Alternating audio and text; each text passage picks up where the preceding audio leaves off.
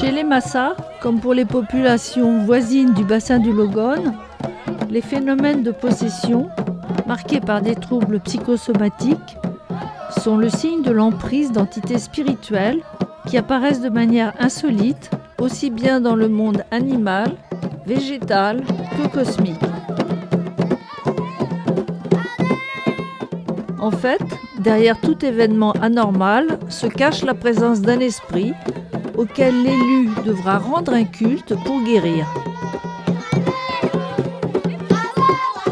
Par exemple, l'intrusion massive au sein de l'espace habité de grenouilles, hérissons, tortues de terre et tortues d'eau, ou certains reptiles, couleuvres ou varans, est considéré comme un message spirituel qui impose de vouer un culte à l'animal en question qu'il devient interdit de tuer et de consommer. Les descendants ont pour charge de perpétuer le culte qui, au fil des générations, concerne une famille étendue, un segment de lignage ou l'ensemble des membres lignagés.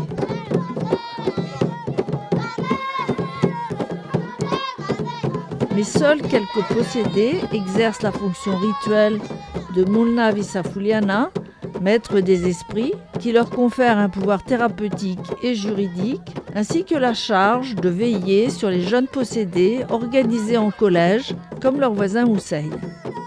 En 2012, en Pays Guisseil, il n'y en avait que 2. Le troisième, qui exerçait encore l'an passé, était parti travailler à Douala. Une fois par mois, chacun leur tour, ces chefs de possession appellent la population à venir danser en l'honneur des esprits. Celui-ci, appelé Oina, est l'héritier d'une famille de possédés. Il appartient au lignage Moussouk, détenteur de l'initiation masculine, et qui, en tant qu'ancien groupe de forgerons, a introduit dans la région l'institution des collèges de possédés.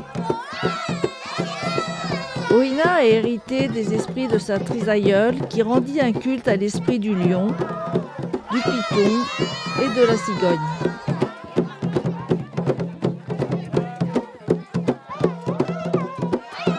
Voici le récit de la relation particulière qu'elle a entretenue avec un lion.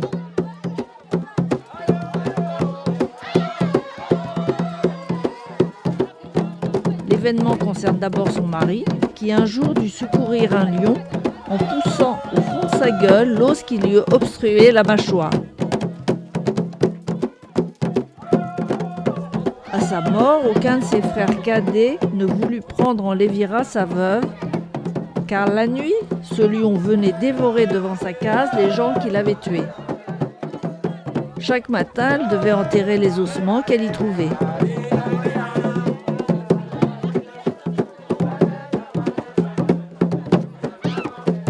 Un jour, excédée, elle s'écria « Toi la chose qui mange les hommes, viens plutôt me manger, moi et mes enfants !»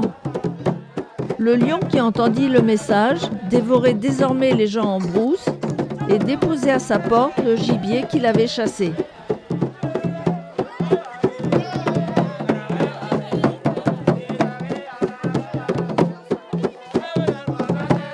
Elle dit alors au lion « Comme mon mari est décédé et que toi tu le remplaces en m'apportant de la nourriture, je te ferai des sacrifices. » C'est ainsi qu'elle commença à rendre un culte au lion.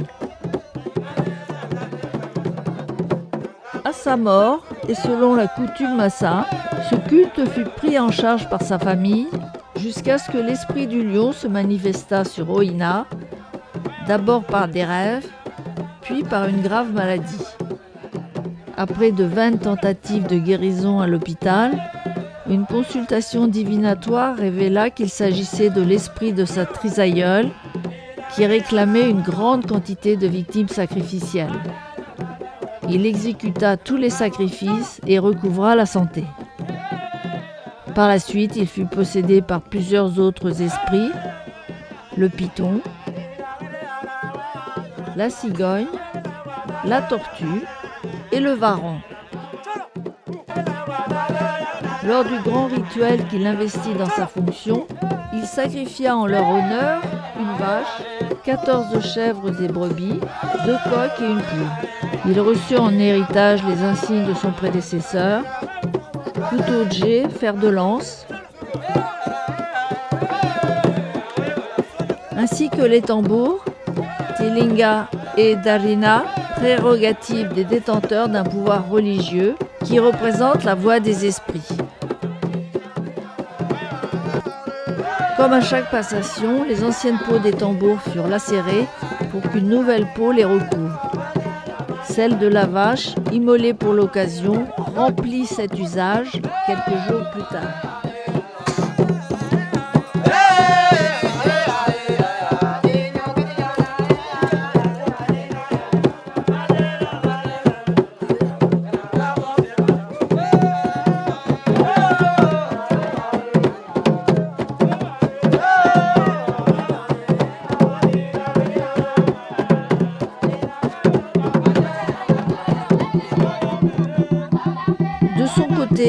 Gozo, 35 ans, organise une danse un vendredi par mois. Il est le médium de nombreux esprits comme Oina, entité particulièrement dangereuse qui rend fou, Bagaona, l'esprit de la brousse, Onunda, le génie de l'eau, Matna qui représente la mort, Fata, le soleil, Juvunda, les ténèbres, enfin Zina, le varan.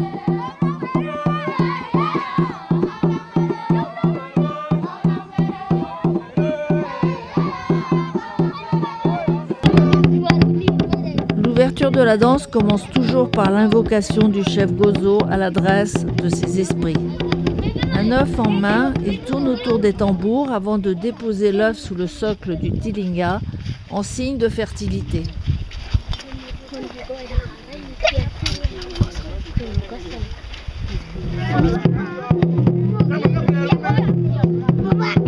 Les gens arrivent pour assister à la danse.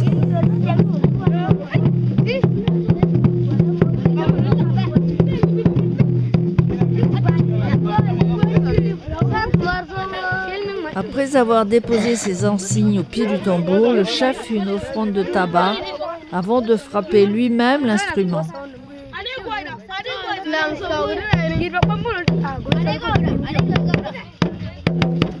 Le tabac est l'ingrédient le plus utilisé pour entrer en contact avec le monde des esprits.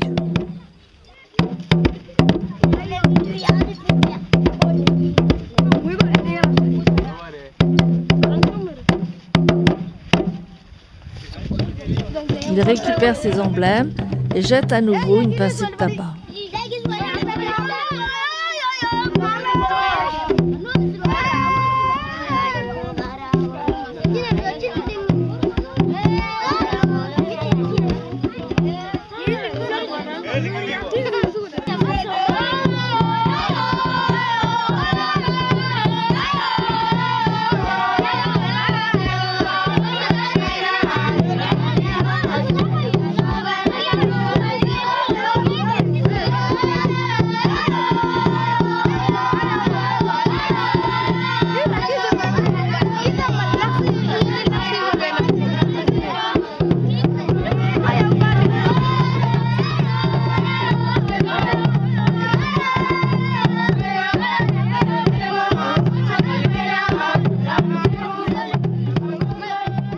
Puis les jeunes possédés se pressent autour du chef pour un échange de tabac.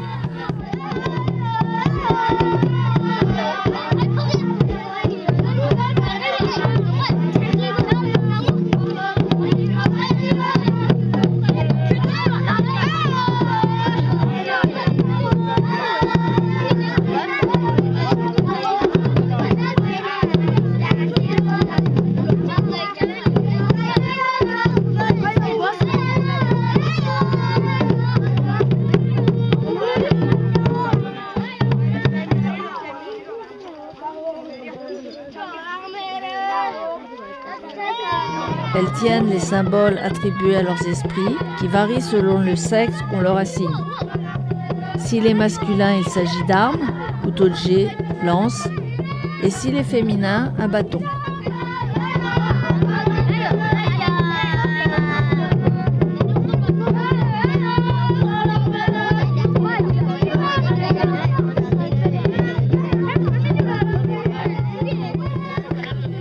l'échange de tabac se scelle par une poignée de main.